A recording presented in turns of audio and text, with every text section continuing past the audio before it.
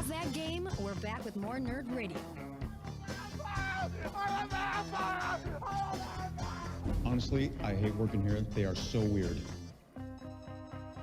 Welcome back to Nerd Radio on your podcast feed, courtesy of the B-Pod Studios Network. But more importantly, you can watch us do this live Wednesday afternoons at roblifefieldfeet.com. It pains you to say that. It does. It hurts every time I have to say it. You. It hurts. You can also follow us on social media at NerdRadio101. It is James and myself, Chuck Bean. Al Beck has fled the studio because he didn't want to get spoiled for a couple of things that we were going to talk about. That's the Al-free spoiler segment. Yeah, that we watched over the holidays. Let's kick it off with Hawkeye, the end of the Hawkeye season. Awesome. I'm so much fun. For more, I can't wait. So much fun. Till they put out more episodes. I loved it from episode 1 till the very end. Yep. They had me on the seat of the couch watching. Usually I would wait for the weekends, and I would get up early on the weekends. Yeah. And I would watch these shows. I watched it the second it was available. So yeah. I had to get out of work on a Wednesday. I'd go home, boom, put it right on. Gotta watch Hawkeye. I had to watch it as soon as I would get home.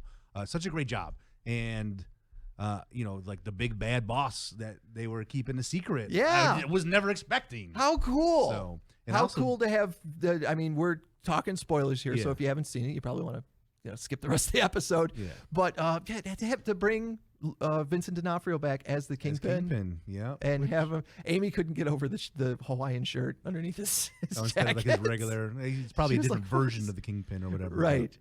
But, I thought it was great, and I didn't really realize. I don't know what the connection is between the Ronin Hawkeye and Kingpin and all that kind of stuff. But just to see him in there, to me, opens up doors for so many other characters that have fought with Kingpin. Yeah. So I'm like, oh, okay. And like weeks before that episode aired, they made the comment about, this is our guy for Daredevil. Mm-hmm. The guy that was in the Netflix series, he's our guy for Daredevil. Yeah. And the next thing you know, you see Vincent D'Onofrio as Kingpin 2 weeks later in Hawkeye. You're like, holy F. Yep. Like, so it makes me wonder, is Daredevil coming back? Can we see some more Daredevil stuff on Disney Plus? Which I never really got into that show on Netflix, but if they have the same people in charge of the Disney Plus Marvel little series take over to some of that, I feel like it'd be much more it is interesting. It is interesting because there are things because that came out the same week as Spider-Man, that finale. So there are some things, and I hope everybody in the chat will play nice and not spoil anything Spider-Man, because once again, you haven't seen it. But there are things that happen in the finale that do relate somewhat to Spider-Man. Oh, very cool. So it's going to be very rewarding when you do finally see Spider-Man. You're like, oh, that's cool. Hopefully I'll get out there by next week. I love that I love the bros. I love the trucks that all say Rent-A-Bro on them. It cracks me up every time, but they gave so much personality to those actors for characters that were essentially just like guys for Hawkeye to beat up. Yep. They were so much fun. And Florence Pugh steals every scene she is in as Yelena, the new Black Widow. Mm-hmm. And the rumor is now, and I say it's a rumor because I think it's just something that we all want, but that there will be a second Black Widow movie, and it's literally going to be her and Kate Bishop, because their chemistry is so great together. Yep. They're so much fun. Watching Kate Bishop. The elevator scene between them in the finale is where she's like, "Don't." Yeah. And those two going head to head, running through the building. Yeah, that cool fight scene through the building. And that to me just screamed comic book. That's like something you would watch. I felt like you were flipping the pages of a comic book, watching it on the screen. That whole scene right there. Yeah. But like Hawkeye, as you know, people who listen to this podcast know, I don't like Hawkeye. No, I never thought Hawkeye was that great. Right. I'm like, I'm very accurate with the bow and arrow guy. So for me to be so hype on the show, like that just shows how good it was. Yeah, how good it is. Yeah, absolutely. No, it was a blast. If you have not watched it on Disney Plus, I think it's only 6 episodes. It is absolutely worth the 6 hours of your time. It is a fun time. It might have been the funnest part about my Christmas. Yeah. It takes place during Christmas time. It does. In the season. Yeah. So like that one might have been the funnest part about Christmas, was watching that show this year. Yeah, no. This past year. Absolutely had a fantastic time. The other thing that you could watch on streaming that happened over the holidays was HBO Max gave us The Matrix. The Matrix. Yeah, The Matrix Resurrections, which I'm curious to get your takes on it, because I watched it and I was like, this is fine. Okay. I'm all right with this. My take was, what the F did I just watch? Because I'm confused. I don't know what's happening right now. None of this makes any sense to me. It just seemed like it was let's just find an excuse to do weird stunts to shoot at people. Is what I felt. I'm like, I don't get it. Like I tried watching it twice. I haven't watched it a second time, but I remember while I was watching it the first time going, somebody way smarter than me needs to explain to me what some of this stuff means. Because I see people like, I've seen a lot of people like trash the movie. Yeah. But I also see the people that like it love it. They think it's the greatest piece Sure. of art. They're finding all these different meanings and all these different things in there. And I'm like, right. I didn't see any. I don't get it. Because there's definitely, especially in that first, I'd say like half hour of the movie, there's definitely commentary on the fact that Warner Brothers was going to make more Matrix movies, whether the Wachowskis were involved or not. Absolutely, yeah. So they made it, Lana Wachowski made it a part of the movie of like, yeah, well, this is how it works in a corporate setting. Like you make a thing and then they take it and they're going to do more with it. Whether it's the same thing when HBO did the Watchmen series and J.J. Abrams jumped on and people were like, why would you even touch Watchmen? It's like, because they were going to do it anyways. At least if I've got it, it's almost that Tony Stark Civil War argument. At least if I've got a hand on the wheel, I can try and make sure it's pretty good. Yeah, take control of the direction a little bit. Yeah. I like the new characters a lot. I'm glad they didn't murder all of them at the end because it really felt like they were gonna. Yep. It felt like when there was I thought the new guy that was essentially Agent Smith was a lot of fun. Yeah, it's just okay. I don't know. Just I like the idea that the machines there are machines and programs in the Matrix and stuff that don't want to be a part of that system and actually sympathize with the humans and the people on the outside and join with them. I thought that was a cool twist. It was weird because everything I thought would be a major twist turned out to just like 5 minutes later, they're like, yeah, here's what it is. And it wasn't like a big twist at all.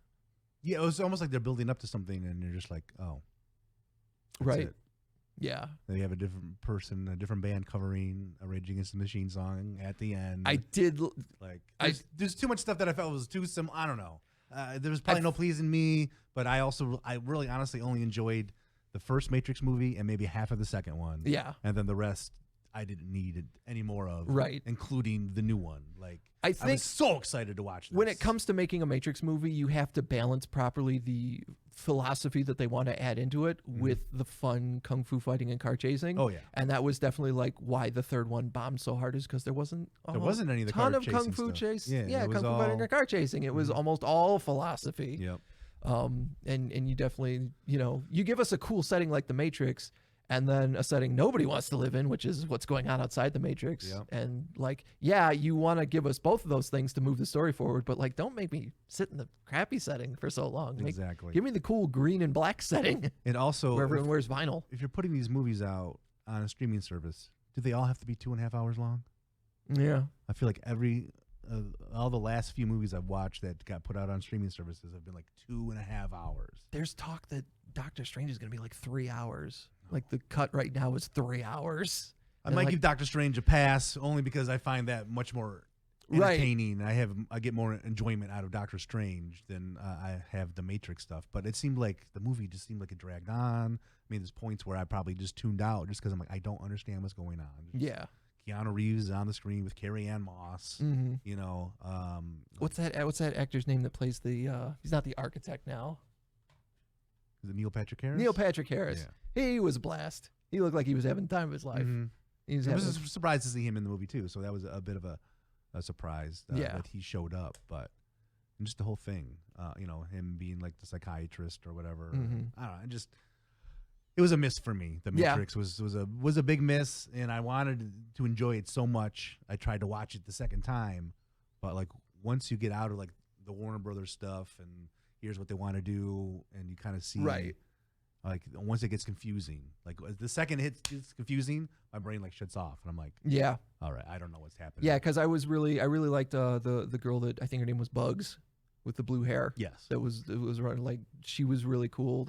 I was really invested in the new characters they introduced, to the point that I was hoping this is a launching pad for other characters in the same way that like when the new Star Wars movies came out. Yes. Like I like these new characters and I want to see, as much as I like my old characters, I just want to see new characters in the setting that I liked. I agree.